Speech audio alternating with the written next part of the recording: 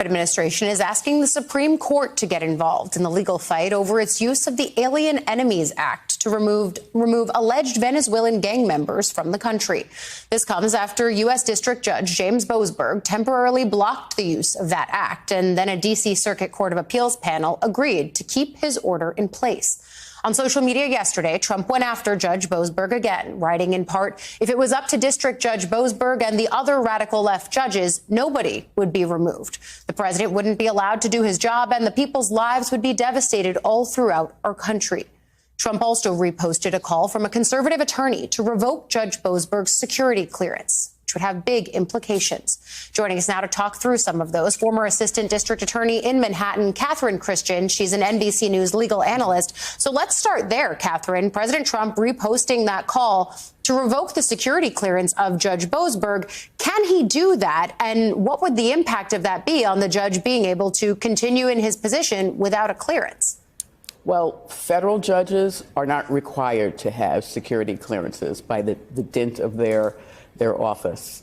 And yes, the executive has wide discretion over who gets a security clearance or not. This might just be more blather. I think the administration has talked about revoking security clearances from people who don't even have them.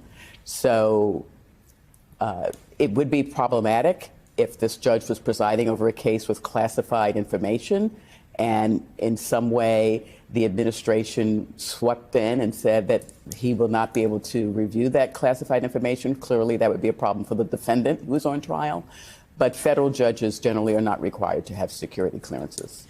But we've seen in the Alien Enemies Act case the way that the administration has tried to say that they can't talk about certain details of this because of national security concerns. And so getting rid of his clearance might cut to the heart of that argument. But when you look at the way that the administration, allies of Trump, and of course Capitol Hill has reacted to Boasberg and other judges halting or pausing actions from the administration, they've talked about revoking security clearances, but they've also talked about impeachment or defunding some of these various branches of the judiciary. What does that all do when it comes to the credibility of the third branch of government here?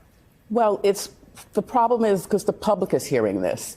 And we're talking about, chilling the independence of the judiciary. You would hope that judges will sort of block all of that noise out and just do their job. But it's very hard. It's also, quite frankly, dangerous because most federal judges, Supreme Court justices have 24-hour security, but most federal judges do not. They just go about and do their job.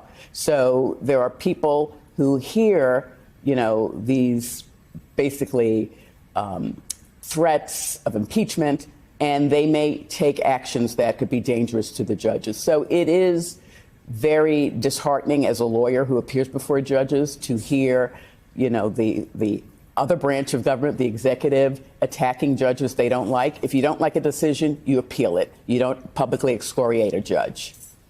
And we've certainly seen that kind of violence as well against judges and their families in recent years. But you talk about the chilling effect here, Catherine, and the president has continued to go after law firms that represent clients he doesn't like. And now to this one. Two more law firms have now filed a suit against President Trump, while another is striking a deal. On Friday, two federal judges who were both appointed by Republican President George W. Bush partially blocked the executive orders against the firms Jenner and Block and Wilmer Hale. The president sought to penalize those firms for taking up cases that go against his agenda and employing attorneys who worked on criminal investigations into Trump. The judges called the orders troubling and retaliatory.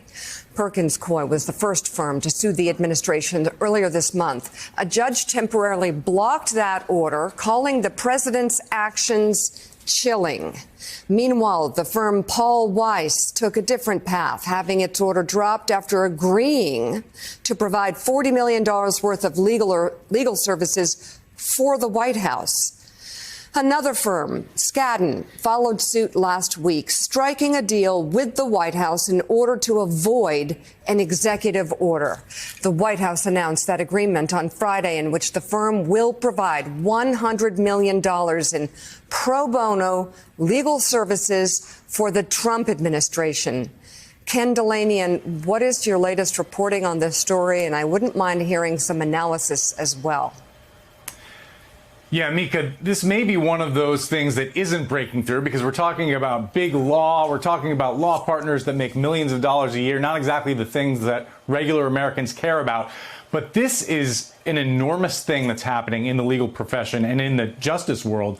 And it is really roiling the people that I'm talking to. They're very concerned about it because they say that these orders, these executive orders that Donald Trump are issuing are patently illegal, discriminatory, unconstitutional. 2 judges, as you said on Friday, have essentially ruled that way. And yet of the 5 law firms that have been targeted, as you said, 2 have settled. 2 have decided to pay some money and do some pro bono work that Donald Trump wants them to do and to make statements about DEI and other things. And that has sparked resignations at both firms because people view that as capitulating to Donald Trump. And as you said, the reason he's doing this is in the case of Wilmer Hale, for example, one of the firms that is suing, it's because that was Robert Mueller's old firm and one of his top aides, Aaron Zebley, is a partner there.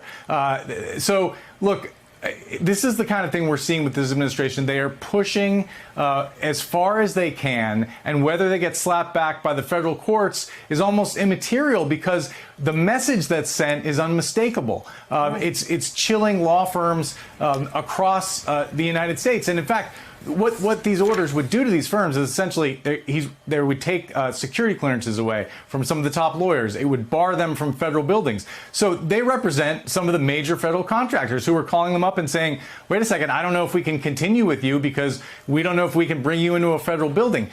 This man does not plan to leave this White House. All of this is about suspending, if not eliminating, the Constitution of the United States. And that's the track we're on. And I think people better get serious about this. When he says he's not joking about throwing away the Constitution, which is what he'll have to do in order to have a 3rd term, and we are not going to rise up in opposition to that, I think it's time for us all to wake up. We're joined now by CNN senior legal analyst Ellie Honig. And Ellie, the 22nd Amendment is very clear. No person shall be elected to the office of the president more than twice. Where is this wiggle room that Trump is seeing? Well, Bree, you're exactly right. Lawyers love wiggle room and escape hatches, and here they're looking at the word elected. So here's the argument. It's fringy, but the 22nd Amendment says nobody should be elected president more than twice. Well, the theory is, well, then maybe what Donald Trump or any 2-term president can do is run as vice president with, let's say, J.D. Vance at the top of the ticket. If they win, J.D. Vance resigns, Donald Trump becomes president. The argument is that, well, that wouldn't be getting elected. That would be becoming president through the line of succession, ascending to the presidency. So now the biggest problem with this, of course, though, is earlier in the Constitution. The 12th Amendment tells us that any person who's ineligible to be president is also ineligible to be vice president. So you would think that ends the question. That seems pretty straightforward. There is a very fringy, extreme school of thought that the 12th Amendment doesn't quite close the door on this, but I think those advocates are trying to thread a needle that is not threadable. A little too cute by half there. So Trump said in addition to the J.D. Vance option, there are others too. That's a quote. What are they? Well, the most straightforward option, it's completely unrealistic, but we can always amend the Constitution. I mean, we have done that. Serve 4 consecutive terms is we didn't want that. So you're right. I think norms are really important here, and that's part of what's different. Look, Bill Clinton and Barack Obama both served 2 terms. Neither of them, and so did George W. Bush, none of them ever in any serious way spoke about, considered, gave any life to the possibility of a 3rd term, and Donald Trump's doing it differently. So you have a Republican Congressman, Andy Ogles, who has proposed changes to the 22nd Amendment. He did that just days after Trump took office back in January to allow Trump to serve a 3rd term, drawing a distinction between consecutive terms and non-consecutive terms. What do you think about that? That's what we would call a distinction without a difference. I mean, who cares? The point is, we don't want kings in this country. It doesn't matter if they take a few years off in between. But look, God bless. I mean, if he wants to propose a constitutional amendment, if he can get 2/3 of the House, 2/3 of the Senate, and 3/4 of the states, then that'll become the way we do business. But I think he's looking for some way to argue that this situation is somehow different than the rest of our history, and it doesn't fly to me. All right. Ellie Honig, thank you so much for taking us through the legal ins and outs of that. All right. Still ahead tomorrow, we may see how voters are responding to President Trump's second term agenda.